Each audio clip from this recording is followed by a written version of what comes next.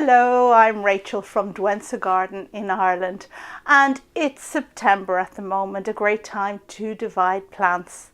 Now in today's video I'm going to do something a little bit different. I'm going to divide 3 perennials, but these are ones that it is recommended to divide in spring, and I'm doing it in autumn.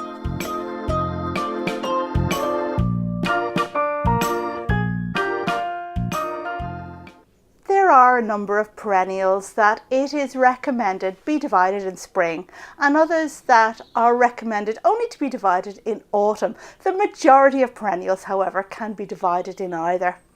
Now today I'm going to divide 3 perennials that really should be divided in spring, but if you take care when you divide, make sure not to overwater in some cases, and just make sure that they're adequately hydrated going through the season, going through the winter. Then it should be fine and there shouldn't be any problem doing it at all. Especially in my case, I am keeping these perennials in the greenhouse over winter, even though they're perfectly hardy garden perennials normally. And if you're new to the channel, you should know that I garden in what roughly equates to as hardiness zone 9. Although we don't use that system here in Ireland, take it as a rough guide for what I deal with in terms of winter cold. Now let's head on over here and have a look at the perennials I'm going to divide. The first perennial I'm going to divide is an Erigeron, and this is a lovely one called Sea Breeze. It's Sea Breeze Pink. There's blue and there's pink, and they're lovely for the front of a border. They just flower for a very, very long time, and I could do with several of these to place at the front of one of the borders in my garden. So we're going to divide that. The second perennial is a beautiful, beautiful Heuchera. Now just look at that. Look at the gorgeous, gorgeous colour on those leaves. Absolutely fantastic. And it produced spires of flowers which are, if not completely red, then a very dark, dusky pink. And I could do with several of these for a new border that I'm going to be planting up in spring. So I'm going to divide it. And then finally, recommended to be divided in spring is Monarda, and this one is Jacob Klein. Fantastic plant that smells like bergamot. In fact, it is called bergamot, but if you're in any doubt, this isn't what Earl Grey tea is scented with, is flavoured with. That's a citrus plant, although it really does smell like Earl Grey tea. And we are going to divide this, see how many pieces I can get, because again, for the big red border, this is going to be a fantastic addition. Okay, let's start with the Erigeron. And there is a fantastic Erigeron that everybody loves because it grows in cracks at the edge of paths and between paving and everything. It has it's Mexican fleabane, is the common name. It has a fantastic, very, very long species name beginning with K, which I'll put up on the screen here. But this is very closely related, in fact, is the same plant, same genus as this Erigeron. And this one actually has much prettier flowers, and for my money is a better one. Although I'm not knocking the other one, the Mexican fleabane, it's a good plant too. Now I'm going to just have a look here, see where this plant divides naturally. And this is always the thing with dividing. It goes so much better if you go with what the plant wants to do. So where the plant divides naturally is going to be the best place to divide it, rather than you suddenly deciding to go, I don't know, right down here where you're cutting across the top of a stem, rather than where the plant naturally divides. I think I'll just remove some of the earth here just to get a better grasp of what's going on. And as you can see, we have a healthy root system, so this plant should do okay. Now look at this. So this plant, it tends to send out runners, and I believe, in my experience, and that's what it's doing here. So this is a piece that could just naturally come off and be potted up separately. And you can see how independent it is from the rest of the plant, really. If I just excavate here with my thumb, down, down, down, you can see how this wants to divide. Now, we do want to bring some root with this division, not just kind of tear off all of the root. And I am just searching here to see how it's attached. Look at the runners there. A very healthy sign for this plant. And we can see already that there are fine roots all the way along the stem. So this plant should be able to survive just on the basis of those roots. But I'll follow it in, and here we go. Okay, so there we go. I guess this is more propagation material than a division, but it's a healthy growth with plenty of roots, and this can be potted up separately. Now I'm going to turn this around and approach it from the other side. Right in here is a runner, which is connecting one part of the plant to another. And I think what I will do is actually snip that. And now that that has been snipped, let's see if this piece comes away more easily. And it certainly does.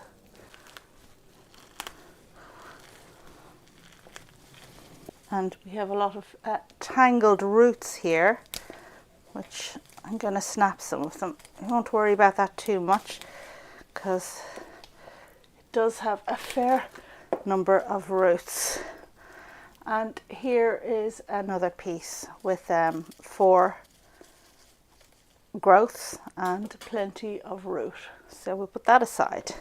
Here at the edge, this bit here, I think will come off quite easily. Again, with the runner, there's a bit of a runner just there, which I'll snip, making it easier to divide. This piece seems to be quite intricately bound together with woody stems, so I think I might just leave it as is. See here, if I were to just cut this off, it wouldn't have many roots, and I don't want to do that. Again, with this, if I were to cut it off, it wouldn't have many roots. So I think what we'll do is repot this, and we've got 2 other divisions which we'll pot up separately. I'm just going to remove some of this root down here, which I believe isn't attached to this portion of the plant anymore, and it'll just make it easier to get the plant into the pot. And I guess I'll just put this back in the pot that it came from. Just putting some fresh compost around it. And this is kind of a semi-evergreen plant, so in a mild winter it'll keep its leaves, but in a harsh winter it will lose them. So because of that, I'm not actually going to cut it back. I'm going to leave the leaves on top and keep it in the greenhouse over winter, and it should be grand by the time spring comes. It should be an active growth and ready to go into the garden. Next up, we're going to deal with the big division here, and it can go into one of these pots. The size is about right. There we go, number 2. And the little fella. Let's not forget the little fella. This pot should fit. New compost. In we go, like that. And there is my Erigeron, now in 3 pieces. Not all equal, but that's okay. We're now going to move on to the Monarda, and I think Well, I was going to say let's cut it back, but I'm not going to do that first. Let's just get it out of the pot. Now, Monarda for me always loses its leaves. It's deciduous in winter. So I am going to cut this back because I know it's what the plant is going to do anyway. And let's just have an examine of what's going on here. And as you can see, we've got new roots circling the top of the pot. We have smallish growths over here. See these? We've got a main chunk of the plant, which I will leave. And here we've got some more bits of the plant coming up here and here. Again, with some runners that extend out. And generally speaking, what I will do is remove the small bits from around the main body of the plant. What I'm going to do is try and separate this piece from the central bit of the plant. Just removing the soil and coming across all of the runners here. So I need top growth, I need roots, and the runners I can snip. So I'm just going to snip here. And here. And that should allow me to divide the plant here. Now, I have lost Monardas in the past, and that's because in spring, when it starts to come up, it really does look like a weed. See that little piece there? That piece there, right? So a lot of these little pieces pop up in spring and they do look for all the world like a weed. I have occasionally weeded them out in the past, or more likely asked somebody else to weed the border for me without advising them, without warning them of what to look out for. And you can't blame somebody for that. Okay, so I have one piece here, this little piece here, which I will pot up in a minute. I will just clean it up by snipping off the growth. There.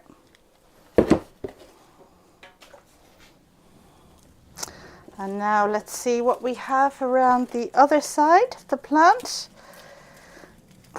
We have a similar situation. We have some growths way out here, and if I excavate between the main body of the plant and the side growths, I will come across the runners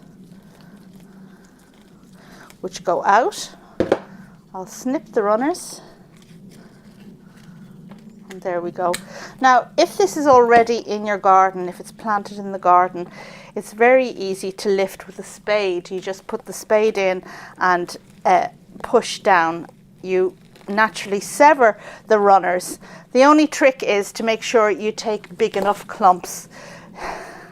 I would say probably don't divide it before April, and make sure you don't take clumps which are smaller than this, for example.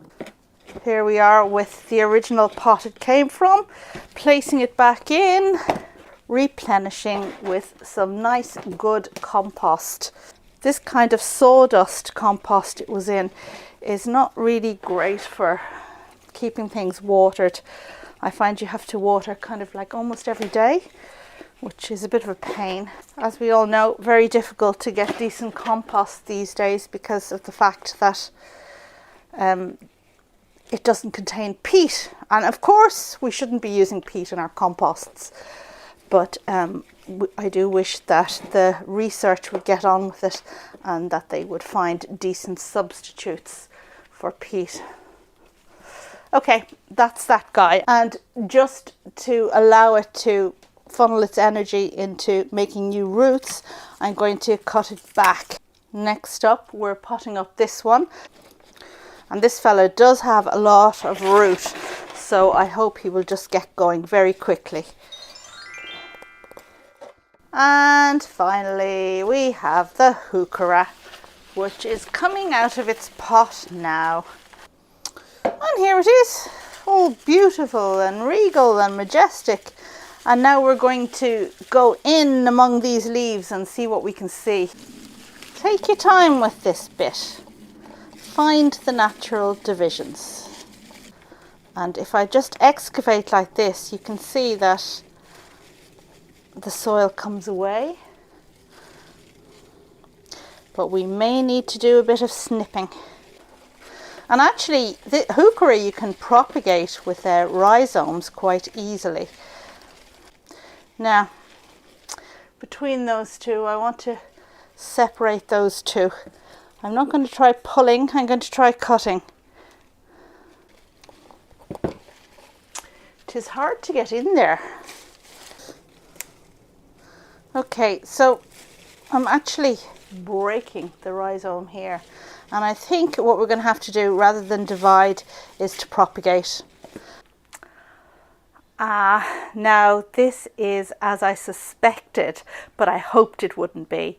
With many Heucheras you can divide them, but if it's very densely packed, as this particular one is, then you're not going to be able to divide it. You're going to end up with a piece that has no roots. So what we're going to do here is to propagate the Heuchera rather than divide it. What I'm going to do in this case is leave one central piece which will have the roots and propagate the outer growths, because they won't have any roots by the time I'm finished with them. So I'm just going to cut them off, so going as low as I can and snip. There we go. We have one piece of propagation material, and this one here.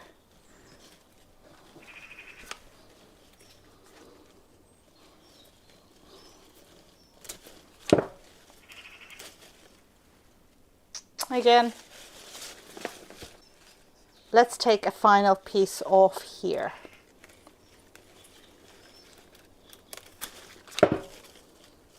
Okay.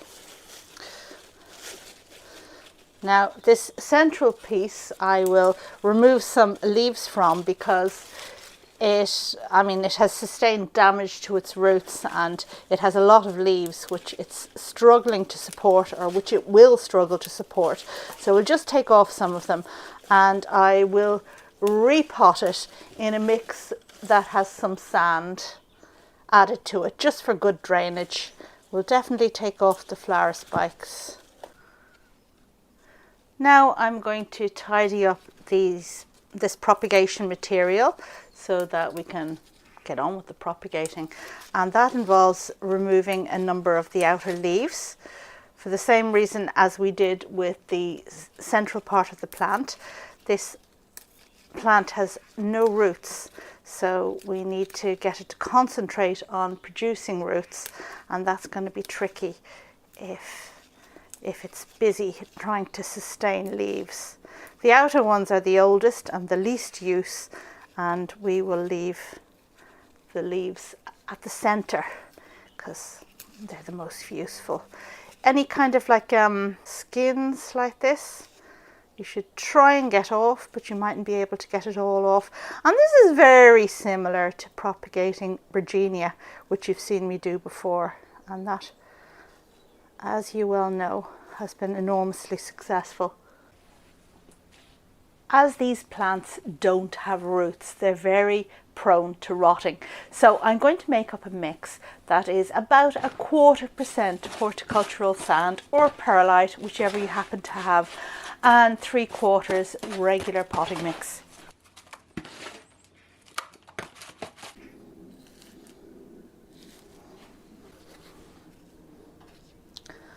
So make a hole, put your cutting in, press it down. Don't bury it too deeply. If you bury it too deeply, then it may start to rot. And the holes I made there are probably a bit too deep, so I'm just filling them in as I go. And that is my cutting material. And so there we go. That is how I divide Erigeron, how I divide Monarda, and how I propagate Heuchera in autumn. And The only thing that remains is to give everything a really good water. That's important to settle the roots down in the plants that have roots. And these propagations I need to keep just moist for all the way through the winter. They'll be kept here in the greenhouse, and hopefully in spring they will start to grow new roots, and I will know this because the plants will send up new growths on top, and that means that I will soon have lots of little baby plants to plant out in my new red flower bed down at the end of the garden. So do join me in spring, and hopefully we can do that together. Thank you as always for watching, and I hope you enjoyed this video. I hope you found it useful. I hope you like and subscribe to the channel, and if you are still looking for autumn bulbs, spring bulbs to buy in autumn, tulips, etc., then don't forget my discount code, which will give you 10% off anything you purchase from Bulby. Sorry to those in America, it doesn't apply to you, but it does apply to those in the UK and in the EU like I am. Yes, thank you as always for watching, and I'll see you on the next video. Bye!